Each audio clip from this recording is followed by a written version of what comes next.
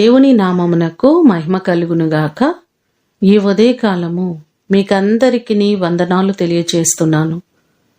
ఈ దినము మిమ్ములను బలపరచు దేవుని మాట, యెహోవాయే నీకు నిత్యమైన వెలుగుగా ఉండును.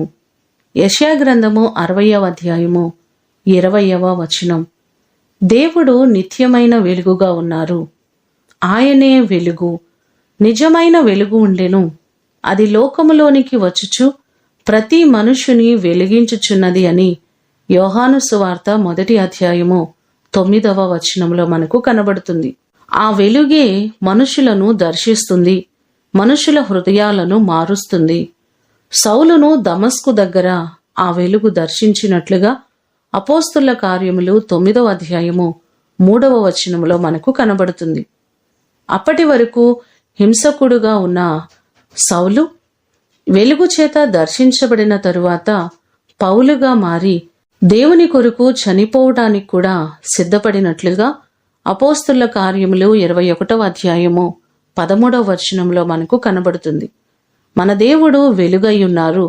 ఆయనే ప్రతివారి హృదయములను దర్శించేవారు. దేవుని వెలుగు చేత మీ కుటుంబము నింపబడి మీరందరూ ఆశీర్వదించబడుదురుగాక. ప్రార్థన చేసుకుందాం. పరలోకమందున్న మా తండ్రి, మీ పాదములకు వందనాలు, స్తోత్రాలు. మీరు నిజమైన వెలుగుగా ఉన్నారయ్యా. ఎంతో మందిని దర్శించిన దేవుడవు నీవే, ఎంతో మంది వ్యక్తులను మార్చిన దేవుడవు నీవే. ఇంకనూ మారని వ్యక్తులు కుటుంబాల్లో ఉంటున్నారు. ప్రతి వారిని మీరు మార్చండి ప్రభువా. వారు కూడా నీ వెలుగు చేత పట్టబడినట్లుగా సహాయము చేయండి. నీ కృపా కాపుదలకు ఈ ఉదయకాలము ప్రతి వారిని అప్పగిస్తున్నాం. ప్రతి వారిని దీవించండి, ఆశీర్వదించండి.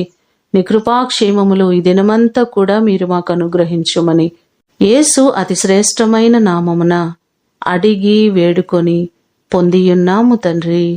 ఆమేన్. దేవుడు మిమ్ములను దీవించునుగాక.